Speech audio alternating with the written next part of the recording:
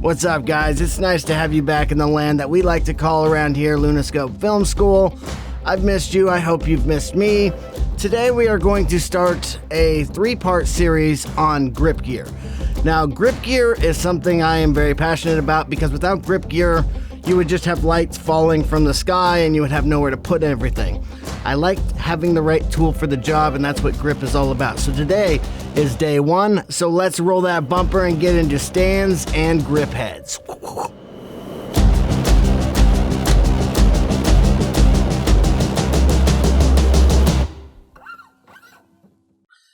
Now, as I'm sure a lot of you who've watched this channel know, I'm kind of gear eccentric. I love my gear, and that includes grip gear, because good grip gear is worth the price, even though at first it seems expensive. But with the right grip gear, you can mount and do just about anything in the film world. And the first thing I think of when I think of grip is the almighty C-stand. And the C-stands usually come in 2 pieces. The legs themselves, which has a, I believe, junior pin. I'm terrible with these pin sizes, so if I'm wrong, just tell me in the comments. Be nice, please. And so you can still mount stuff onto here without the C-stand itself. You can put light fixtures if you want them low to the ground, and then the rest of the stand itself. Now, usually I keep these 2 things assembled at all times and just stack them, but I just wanted to show you that they come in 2 pieces. So the first thing I would do in this situation is attach the legs. So to do that, it's pretty self-explanatory. You have a giant hole and a peg. You put peg in hole and you tighten. I know, it's rocket science, isn't it? Okay, from there, I like to hold it upside down and spread the legs out. Now, they will lock into place with these little grooves right here. They'll lock in. And so just turn them until they're in place, and now you have a fully functioning C-stand. So I backed up a little bit so you can see the entire C-stand. And yeah, so this is how I set it up. I like to flip it over on its head, grab the first and the third leg, pull out, then grab the second leg, and pull it over again. They'll lock into place. Flip it back over, make sure nobody's around. Keep the biggest leg forward or towards the weight always. And yeah, that's how you get it set up. So you take your sandbag, and no matter what is on this, it can be a feather. I always put a sandbag on it. You always want to put the sandbag on the tallest leg, because the sandbag's not doing its job if it's touching the floor. If it's touching the floor, like this, you still have a lot of give and a lot of momentum for it to come and start crashing over. So you always want it on the top leg. If you don't feel that's enough for it, and you want something on the back, you can put more on the back if you want to, but always have one on the front leg facing the weight. Now, as assembled right now, it's just got 2 arms that go up and down. And the cool thing is let's say you forget to tighten it and it comes crashing down. You don't want your light to break. It's got a spring in it, so it won't just hit and stop and break everything. So I like to turn it down and scare people when they open. Oh, Jesus. Anyway, sorry for my blasphemy for all the people that don't like that sort of thing. Anyways, it's good practice to extend this rod first, because if you extend this one first and then want to extend the other one, you have to reach all the way up and turn this one up here. But if you go here, you can tighten and then retighten here. Pretty self-explanatory, pretty easy to figure out, right? Keep everything to the right, tighten it back down. It's safe for the next person to use.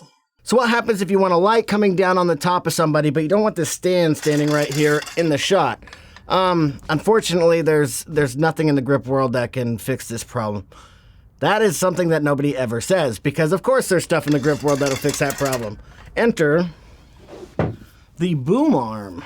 So, I hear you asking, well, how do you attach that to that? Well, that's where we get to the fun stuff. This is a grip head, or a gobo head.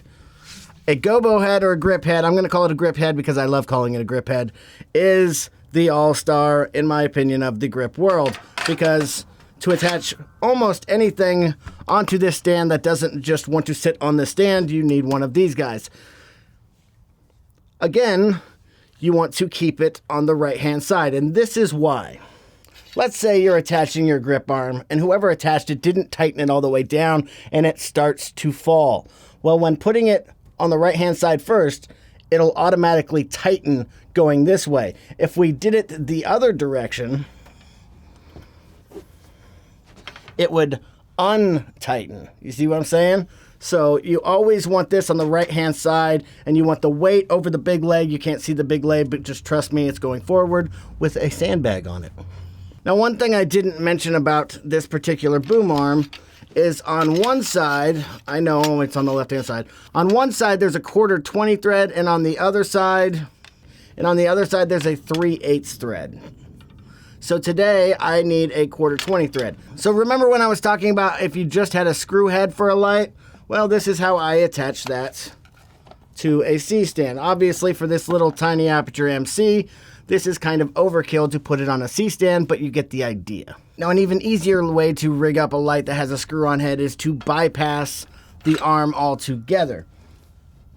Just using a grip head and what's called a spigot.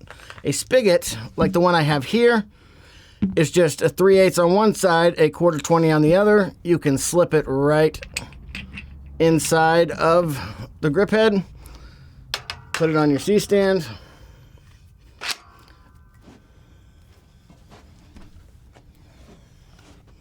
and voila, you got a light on a stand again. Now, spigots aren't the only way to do this. I also have these little adapters here. So you take the grip head. Now, if you look on this, on one side is a hole for 3/8 inch, and on the other side is a 1/4 20 inch. And I have an adapter that corresponds, one side 3/8, one side 1/4 20. So if you want a 3/8 inch output, you put the 1/4 20 into the female 1/4 20, and vice versa if you want a 1/4 20. Right now, obviously, I want a 1/4 20. So you put that together, and that's kind of a makeshift little spigot. You loosen up your grip head, put it in, and it does the same thing as a spigot. Now, a spigot is obviously a little more sturdy because it has more surface area for it to grip onto, but I've really never had a problem with these adapters, and I've used them all the time. Now, when I say I like grip heads, I mean I like grip heads. Just looking around in this studio, I have 1, 2, 3, 4, 5, 6, 7, 8, 9, 10. I have 11 grip heads just holding up my lighting equipment in this studio space. And that's not all my grip heads. I have more. Hold on. I'm going to move my C-stand as I don't need it right now. Now, when I say I like grip heads, I mean it. Along with the ones I just told you about going around in my studio, I also have these ones. Now, I hear you asking me, why do I need so many grip heads? Because I use them for everything. I like to have at least 2 grip heads for every boom arm I have. I think I went a little overboard on that, but you can see they come in different shapes and sizes. I like these ones with the big handle like this that companies like Impact and Manfrotto make.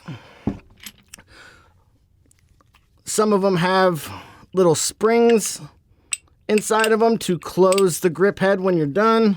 There is a grip head for all types of personality and every occasion. As long as it does the job, I really don't care. You know, you can find them for 20 bucks, you can find them for 50 bucks.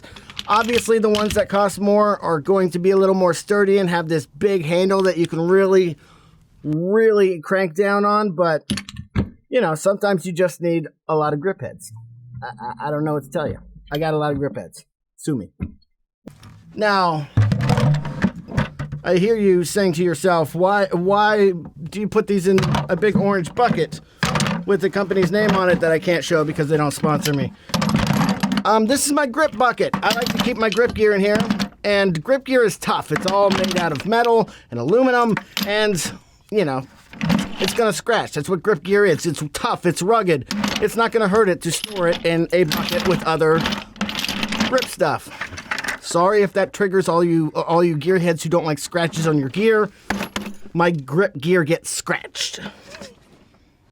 Boom arms also come in different shapes and sizes. This one's a little shorter than the one I showed you before, and it comes with a grip head attached to it, fixed to it, that doesn't come off, and it doesn't have any of those mounting hardwares on the end, but it is nice that it comes with a grip head on it, and a big handled grip head at that.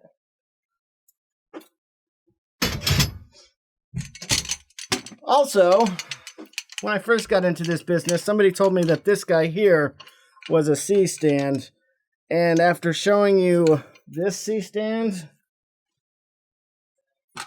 this is not a C-stand. This is what we call a cheap light stand. And cheap light stands are good for cheap lights, but that's about all they're good for. I'm only showing you them here so you know the difference.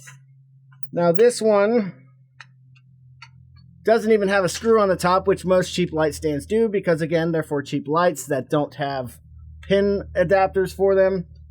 And yeah, this is the light stand portion of our show. Now, light stands have their place. They're pretty much disposable to me, so I can do whatever I want to them and not have to worry about if they break, which they do. C-stands also break, just in different ways. Sometimes this bolt will stop locking it in place, but you're never really going to break a C-stand in half like you will a light stand. But light stands are nice to hold up diffusion and to hold up things that don't take a lot of weight. They have their place. They're cheap. They're disposable. They're light stands. What can I say? I use them for a lot, but I don't use them to hold up lights. I don't know why they're light stands then. So maybe they're unlight stand. They're light stands, but don't use them for your lights. Light stands also come in lots of shapes and sizes. I'm not going to bore you with all that. Just go look on Amazon at everything under $20, and you'll see all the different shapes and sizes of light stands, and see how worthless they are for holding up lights. Well, I appreciate you guys hanging out until the end. If you like this video, go ahead and hit that button over there. It won't bite anymore. At least that's what they tell me. If you want to see part 2 or 3 and you like what I do here, hit that subscribe button. It would mean a lot to me. Most people out there are not subscribed, and it would really help the channel out. If you want to talk about anything more I've talked about, or just want to correct me in any way, go ahead and hit me up in the comments, as long as you remember. It's not a competition. Let's all rise in this business together. I'll see you for part 2.